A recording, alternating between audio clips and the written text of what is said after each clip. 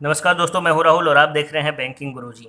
दोस्तों, काफ़ी दिनों के बाद आज फिर से मैं आप लोगों के लिए पजल स्टार्ट करने वाला हूं। यूट्यूब पर अपलोड करना स्टार्ट कर रहा हूं आज से। तो काफ़ी दिनों के बाद स्टार्ट कर रहा हूं, इसलिए आज एक प्री लेवल की पजल ही करेंगे और अच्छे लेवल की पजल अगले वीडियो से अपलोड करना स्टार्ट करेंगे। तो उससे पहले, आज की वीडियो स्टार्ट हो उससे पहले आप लोगों को मैं एक इन्फॉर्मेशन देना चाहता हूँ कि आप लोगों के लिए मैं एक कोर्स लेकर आया हूँ, पजल कैंप, जो कि 10 दिनों की होगी और इसकी एडमिशन फ़ी है 99 रुपये। ये पजल कैंप आप लोगों के लिए काफ़ी बेनिफिशियल होगा दोस्तों, क्योंकि इसमें हम लोग मेंस लेवल के पजल करने वाले हैं, जो कि काफ़ी अच्छे लेवल के होंगे। जो भी आपके आने वाले मेंस के एग्ज़ाम हैं उनके लिए ये काफ़ी बेनिफिशियल होगा। तो इसमें नए पैटर्न के पजल्स भी आपको मिलेंगे जो आजकल पूछे जा रहे हैं। कोडेड पजल्स भी आजकल आ रहे हैं, आप लोगों को मालूम है, एसबीआई में पूछा गया था। तो उसके अलावा भी जितने भी मेंस लेवल के पजल हैं वो आपको मिलेंगे। तो ये 10 दिन का कोर्स का ड्यूरेशन होगा दोस्तों। एक दिन में हमारी कोशिश होगी कि एक दिन में 3 से 4 या फिर होगा तो उससे भी ज़्यादा पजल को कवर करें। तो आप देख सकते हैं कि 10 दिनों में हम लोग लगभग 40 पजल तो कर ही लेंगे। मेरी पूरी कोशिश होगी कि 40 से ज़्यादा भी करें, लेकिन 40 तक तो ज़रूर करेंगे। तो काफ़ी अच्छा ये आप लोगों के लिए होने वाला है, बेनिफिशियल होने वाला है। तो मैं आप लोगों से यही बोलना चाहूँगा कि आप लोग इसमें ज़रूर रजिस्ट्रेशन करें। पेड कोर्स है, 99 आपकी एडमिशन फ़ी होगी और इसमें जो सेशन होंगे वो रिकॉर्डेड होंगे। रिकॉर्डेड इसीलिए होंगे क्योंकि आप उसको बार बार देख सकते हैं, आपको बार बार देखने का उसमें मौका मिलेगा। तो जितने दिन ये हमारा कोर्स चलेगा उतने दिन तक आपके पास सारे रिकॉर्डेड सेशंस अवेलेबल होंगे देखने के लिए। आप कितने बार भी देख सकते हैं एक सेशन को। तो मुझे पूरी उम्मीद है दोस्तों कि आप में से काफ़ी लोग इसमें इंटरेस्टेड होंगे और ज़रूर एडमिशन लेंगे।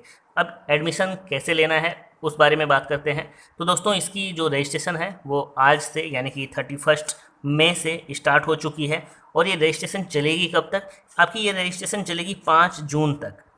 ठीक है, 5 जून तक आपके पास चांस है कि आप इसमें एडमिशन करवा लें, रजिस्ट्रेशन करवा लें। तो 5 जून तक रजिस्ट्रेशन के बाद 6 जून से इसकी क्लास स्टार्ट हो जाएगी। तो 6 जून से आपको डेली बेसिस पर सेशंस मिलने लगेंगे। तो 6 जून से पहले यानी कि 5 जून को रात में 12 बजे तक आपको इसमें एडमिशन कर लेना है। 5 जून को रात के 12 बजे के बाद एडमिशन क्लोज हो जाएगी। तो उससे पहले ही ज़रूर आप एडमिशन ले लें इसमें। उसके बाद 6 जून से हमारा ये क्लास चलेगा। 6 जून से लेकर 15 जून तक हमारा ये क्लास चलेगा दोस्तों। तो बहुत ही अच्छा कोर्स है, मुझे पूरी उम्मीद है आप इंटरेस्टेड होंगे इसमें। तो ज़रूर एडमिशन ले लीजिएगा। एडमिशन लेना कैसे है? एडमिशन लेने के लिए आपको जो भी इसकी एडमिशन फ़ी है वो गूगल पे करना है मुझे। गूगल पे नंबर मैं यहाँ पर लिख देता हूँ, 7562013227। तो ये गूगल पे नंबर है, आप इस पे गूगल पे कर सकते हैं। और गूगल पे करने के बाद जो स्क्रीनशॉट होगी रिसिप्ट की, वो रिसिप्ट की स्क्रीनशॉट आप मुझे व्हाट्सएप कीजिएगा। व्हाट्सएप नंबर मैं यहाँ पर दे रहा हूँ। व्हाट्सएप नंबर है 9852681744। तो इस नंबर पे आपको व्हाट्सएप करना है जो भी पेमेंट की रिसिप्ट होगी। उसके बाद आपका रजिस्ट्रेशन कंप्लीट हो जाएगा। फिर हम टेलीग्राम पर एक ग्रुप बनाएंगे इस कोर्स के लिए, और टेलीग्राम के उस ग्रुप में जो भी सेशंस होंगे वो आपको मिलते रहेंगे। और साथ ही साथ जो प्रोसेस है, कैसे वीडियो देखना है, वो मैं आपको बता दूंगा वहीं पर। और जो पीडीएफ होगी वो भी आपको टेलीग्राम के उस ग्रुप पर मिल जाएगी। तो काफ़ी बढ़िया होगा, उम्मीद करूंगा कि आप इसमें एडमिशन लोगे। तो चलिए दोस्तों, अब आज के वीडियो की ओर बढ़ते हैं। याद रखिएगा 31 में यानी कि आज से इसकी रजिस्ट्रेशन स्टार्ट हो चुकी है और 5 जून को रात में 12 बजे तक में आपको एडमिशन करना है। उसके बाद रजिस्ट्रेशन क्लोज हो जाएगी। क्लासेस 6 जून से लेकर 15 जून तक चलने वाली है और आपको इस नंबर पे गूगल पे करना है। पेमेंट की रिसिप्ट इस नंबर पे व्हाट्सएप करनी है। ठीक है, चलिए तो आज के वीडियो की ओर बढ़ते हैं दोस्तों। तो आज हम लोग जो पजल सॉल्व करने वाले हैं वो आपकी स्क्रीन पर है, इंग्लिश और हिंदी दोनों में ही आपके स्क्रीन पर है। तो चलिए फटाफट से स्क्रीनशॉट ले लीजिए, वीडियो पॉज कीजिए और इसे सॉल्व करने की कोशिश कीजिए। ठीक है, चलिए उम्मीद करता हूँ आपने देखा होगा, सॉल्व भी कर लिया होगा आप लोगों में से काफ़ी सारे लोगों ने। तो इसको सॉल्व करते हैं हम लोग। पढ़ते हैं क्वेश्चन। बोला गया है 8 students Aman, Bhavna, Chandan, Harsh, Geeta, Farooq, Deepa and Ella are sitting around a circular table some of them are facing the centre and some of them are not facing the centre. No more than 2 friends sitting together face the same direction. चलिए सबसे पहले तो हम इसमें circular table है, 8 लोग बैठने वाले हैं तो उसको ड्रॉ कर लेते हैं।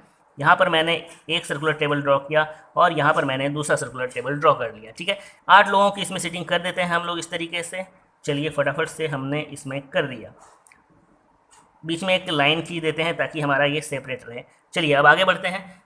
आगे इसमें क्या बोला गया है कि इन 8 लोगों में से कुछ लोग ऐसे होंगे जो कि सेंटर की ओर फेस करेंगे और कुछ लोग ऐसे होंगे जो कि आउटसाइड फेस करेंगे। और साथ ही साथ इसमें यह बात भी बोल दी गई है कि लगातार 2 लोग मैक्सिमम ऐसे हो सकते हैं जो कि सेम डायरेक्शन में फेस करेंगे। 2 से ज़्यादा लोग सेम डायरेक्शन में साथ में बैठकर फेस नहीं करेंगे, यानी कि साथ में बैठने वाले 2 से ज़्यादा लोगों की जो डायरेक्शन होगी वो सेम डायरेक्शन नहीं होगी। क्लियर है ये चीज़। चलिए अब आगे बढ़ते हैं। आगे बोला गया है Bhavna is not an immediate neighbour of Aman और चंदन। तो भावना जो है वो अमन और चंदन, अमन एंड चंदन की इमीडिएट नेबर नहीं होने वाली है। क्लियर है। नेक्स्ट बोला गया है the one who sits exactly between Aman and Chandan sits third to the left of Ela and faces outwards. यानी कि अमन और चंदन इन्हीं दोनों के बीच में, एग्जैक्ट बीच में, ठीक है, तो इसको लिखते हैं हम लोग अमन और चंदन के एग्जैक्ट बीच में जो बंदा ये वाला बैठा हुआ है, ये कहाँ बैठेगा? ये बंदा एला के लेफ्ट में तीसरे नंबर पर बैठने वाला है। ठीक है, और ये बंदा जो है वो आउटवर्ड फेस करेगा। ये भी चीज़ हमें यहाँ पर क्लियर कर दी गई है, तो इस तरीके से हम लोगों ने यहाँ पर नोट कर लिया। आगे बढ़ते हैं। बोला गया है the immediate neighbour of Farooq face the same direction. तो इमीडिएट नेबर जो फारूक का होगा वो सेम डायरेक्शन फेस करेगा। नोट डाउन करते हैं। फारूक यहाँ पर लिखेंगे और उसके इमीडिएट नेबर इस साइड में और इस साइड में, ये दोनों बंदे जो हैं वो हमारे सेम डायरेक्शन में फेस करने वाले हैं। चलिए आगे बोला गया है the immediate neighbours of Bhavna face opposite direction. Bhavna के जो इमीडिएट नेबर होगी वो अपोजिट डायरेक्शन में फेस करेगी। तो यहाँ पर लिखते हैं भावना, उसकी जो इमीडिएट नेबर है ये वाली और ये वाली, वो ऑपोजिट डायरेक्शन में होंगे।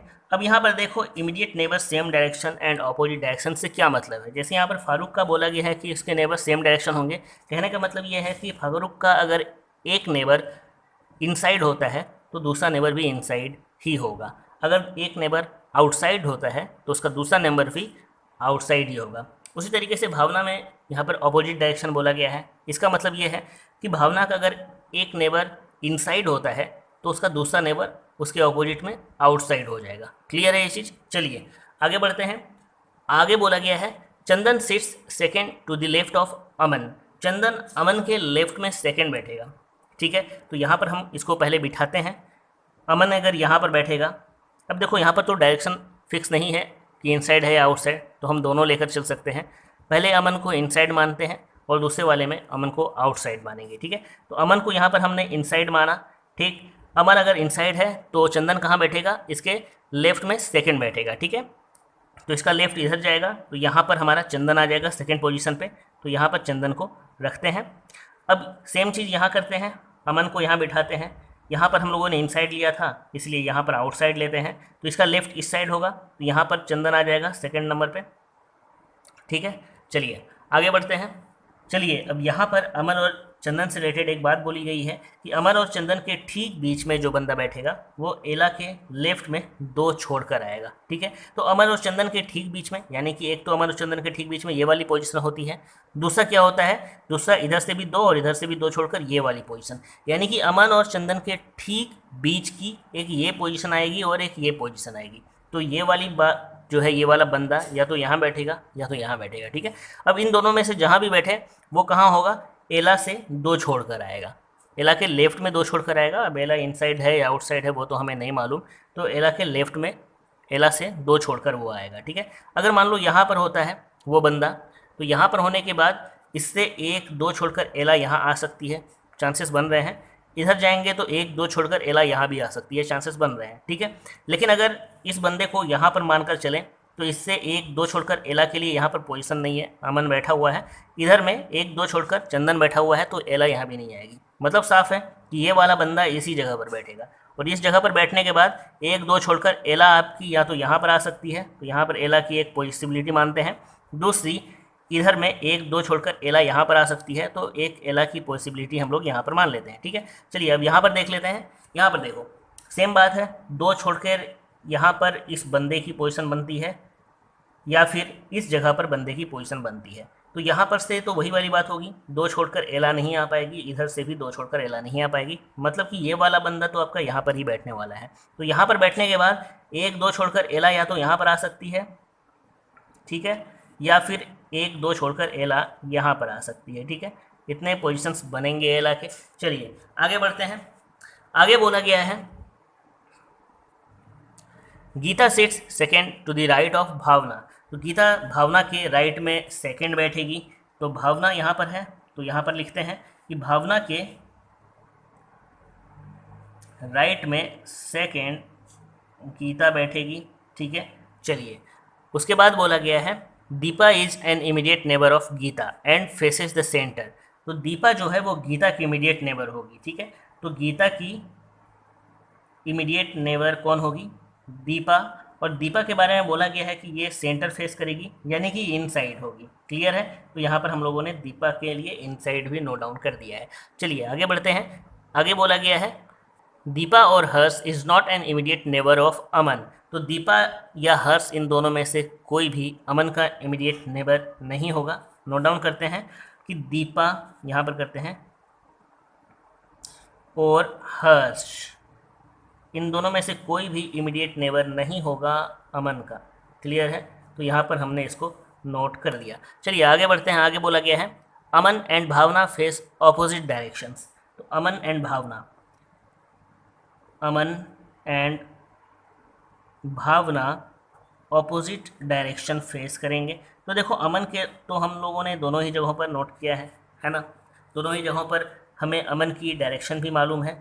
तो अगर यहाँ पर अमन इनसाइड है तो जाहिर सी भावना है कि भावना आउटसाइड होगी। अगर इस वाले में अमन आउटसाइड है तो जाहिर सी बात है भावना इनसाइड जाएगी। क्लियर है? चलो अब भावना और अमन के लिए बोला गया था कि भावना और अमन या फिर चंदन की इमीडिएट नेबर नहीं होगी। तो भावना की इसमें क्या पोजीशन बन रही है? देखो इसमें भावना की पोजीशन बन रही है अमन और चंदन के नेबर में नहीं आनी है। मतलब कि ये वाला पोजीशन, ये वाला और ये वाला सारे पोजीशन तो भावना के लिए ख़त्म हो गए। भावना के लिए बस एक ये और ये पोजीशन बचे हैं। बस ये तीन पोजीशन भावना के लिए बच रहे हैं यहाँ पर। चलिए अब देखते हैं भावना के लिए हमें और क्या बात बोली गई थी कि भावना के राइट में एक छोड़कर गीता को आना है। तो अगर यहाँ पर हम भावना को लेंगे, ठीक है, अब इनसाइड आउटसाइड तो मालूम नहीं है, लेकिन यहाँ पर मालूम है। देखो क्या मालूम है, अमन इनसाइड है तो भावना को इस वाले फिगर में तो आउटसाइड आना है। तो भावना को अगर यहाँ पर लेंगे तो उसका राइट आउटसाइड होने के कारण इधर जाएगा। तो भावना से राइट में एक छोड़कर गीता आनी है। तो भावना को अगर हम यहाँ लेंगे तो एक छोड़कर गीता यहाँ पर आती है। तो देखो यहाँ पर भावना हो गई, यहाँ पर गीता हो गई। तो फिर एला के लिए ये जो दो पोजीशंस बनी हुई थी, तो एला को तो हम फिर बिठा नहीं पाएंगे दोनों जगहों में से कहीं पर। तो फिर ये गलत हो जाता है, मतलब भावना यहाँ पर नहीं बैठेगी। अगर भावना को यहाँ पर लेंगे तो एक छोड़कर गीता यहाँ बैठ सकती है। अगर भावना को यहाँ पर लेंगे तो एक छोड़कर गीता यहाँ पर नहीं बैठ पाएगी। मतलब इस वाले फिगर में तो भावना की क्लियर हो गई कि भावना भाई साहब आपकी यहीं पर बैठेगी। तो यहाँ पर बिठा देते हैं भावना को। अगर भावना यहाँ पर बैठ जाती है वो आउटसाइड होगी, अमन से अपोजिट डायरेक्शन में आउटसाइड। इसका राइट इधर आएगा तो एक छोड़कर गीता आप यहाँ बिठा दोगे, गीता यहाँ बैठ गई। क्लियर है? चलिए अब गीता की इमीडिएट नेबर में दीपा को जाना है। तो गीता की इमीडिएट नेबर में दीपा यहाँ नहीं बैठेगी। तो दीपा के लिए बस एक यही प्लेस बनती है, दीपा यहाँ पर आएगी। चलिए यहाँ पर दीपा को बिठाने के बाद उसको इनसाइड करना है, ये भी चीज़ मालूम है, उसको इनसाइड कर देते हैं। दीपा यहाँ पर बैठ चुकी है तो एला यहाँ पर नहीं आ सकती। एला के लिए बस एक यही प्लेस बनेगी, एला यहाँ पर आ जाएगी। क्लियर है? चलिए पहले इतनी चीज़ों को यहाँ पर कर लेते हैं, फिर आगे बढ़ेंगे। चलिए अब यहाँ पर भी सेम चीज़, भावना कहाँ बैठेगी? भावना इतने सारे प्लेस पर तो बैठ नहीं सकती। क्लियर है? भावना के लिए बस एक यही तीनों प्लेस बच रहे हैं, इन तीनों पर बैठना है। अब भावना यहाँ पर आउटसाइड होगी या इनसाइड होगी? अमन आउटसाइड है तो जाहिर सी बात है कि भावना इनसाइड जाएगी। तो अगर भावना को यहाँ पर बिठाएंगे तो वो इनसाइड होने के कारण उसका राइट इधर आएगा। तो राइट में एक छोड़कर गीता को आना था, एक छोड़कर गीता यहाँ पर आएगी। तो भावना यहाँ, गीता यहाँ, तो फिर एला के लिए प्लेस नहीं बचेगी। इसलिए यहाँ पर तो भावना को हम नहीं बिठा सकते। भावना को अगर यहाँ बिठाते हैं तो एक छोड़कर गीता यहाँ बैठ जाएगी। लेकिन अगर भावना को यहाँ बिठाओगे तो एक छोड़कर गीता के लिए प्लेस नहीं बचेगी। मतलब यहाँ भी क्लियर है, भावना इसी जगह पर बैठने वाली है। भावना यहाँ पर बिठाते हैं, उसको हम इनसाइड देंगे तो फिर उसका राइट इधर आएगा और गीता यहाँ पर बैठ जाएगी। गीता को बिठाएंगे तो उसके नेबर में दीपा को लेना है जो कि इनसाइड होगी। यहाँ पर दीपा आ नहीं सकती तो दीपा के लिए बस यही प्लेस बनेगी, दीपा यहाँ पर आएगी। चलिए अब दीपा को यहाँ पर हम लोगों ने दिया है तो फिर इनसाइड देंगे, उसको इनसाइड कर देते हैं। चलिए काट दो इसको भाई, यहाँ से एला कट गई तो एला को यहाँ पर बिठाना पड़ेगा, एला यहाँ पर बिठा देते हैं। अब देखो यहाँ पर लगातार में 2 पर्सन हमें इनसाइड मिल गए हैं। हमें मालूम था कि लगातार 2 से ज़्यादा पर्सन इनसाइड नहीं हो सकते हैं, तो इसके बगल में फिर हमको इधर भी आउटसाइड लेना पड़ेगा और इधर भी हमें आउटसाइड लेना पड़ेगा। अब देखो यहाँ पर एला के लिए हमको आउटसाइड मालूम चल गया है। तो क्या बोला गया था कि अमर और चंदन के बीच वाला बंदा, तो अमर और चंदन के ये वाला बीच वाला बंदे की बात हुई थी, ठीक है। तो इस बंदे की बात हुई थी, तो ये वाला बंदा एला के लेफ्ट में 2 छोड़कर आएगा। तो एला के लेफ्ट में 2 छोड़कर, देखो एला आउटसाइड हो गई है, आउटसाइड होने के कारण एला के ये राइट में जा रहा है ना। लेफ्ट में तो जा नहीं रहा है, राइट में जा रहा है, लेकिन हमको क्या चाहिए, हमको लेफ्ट में चाहिए, इसलिए ये वाला तो गलत हो जाएगा, ठीक है। ये वाला गलत हो गया क्योंकि ये वाला बंदा एला के राइट में आया है। क्लियर है ये चीज़। चलिए तो इसी तरीके से यहाँ भी एला की हम मालूम कर सकते हैं डायरेक्शन कैसे, अमर और चंदन के बीच वाला ये वाला बंदा चाहिए था, है ना। तो ये वाला बंदा एला के लेफ्ट में आना है, तो ये एला के लेफ्ट में 2 छोड़कर तभी होगा जब एला आउटसाइड जाएगी। क्लियर हो गया, ये आउटसाइड गई तो इसके लेफ्ट में ये 2 छोड़कर ये वाला बंदा आ रहा है। अब देखो ये भी आउटसाइड, ये भी आउटसाइड, तो फिर इसका नेबर ये वाला इनसाइड होगा। 2 से ज़्यादा तो सेम डायरेक्शन होने वाले हैं नहीं। क्लियर है। चलिए ये हो गया हमारा, क्या क्या नोट डाउन हो गया उसको काट देते हैं। ये भी हो गया, ये भी सारा का सारा हो चुका है, ये भी हो गया है। चलिए अब दीपा या हर्ष दोनों में से कोई भी अमन के नज़दीक में नहीं आएंगे, तो दीपा तो अमन के नज़दीक में नहीं है। आगे बढ़ते हैं, आगे क्या बोला गया है, एक लास्ट कंडीशन बची हुई है कि Harsh sits opposite to Geeta and the both are faces opposite direction. तो हर्ष गीता के ऑपोजिट में बैठेगा, गीता हमने बिठा रखा है, तो गीता के ऑपोजिट में इस प्लेस पर हर्ष को बिठाएंगे। यहाँ पर आ गया आपका हर्ष।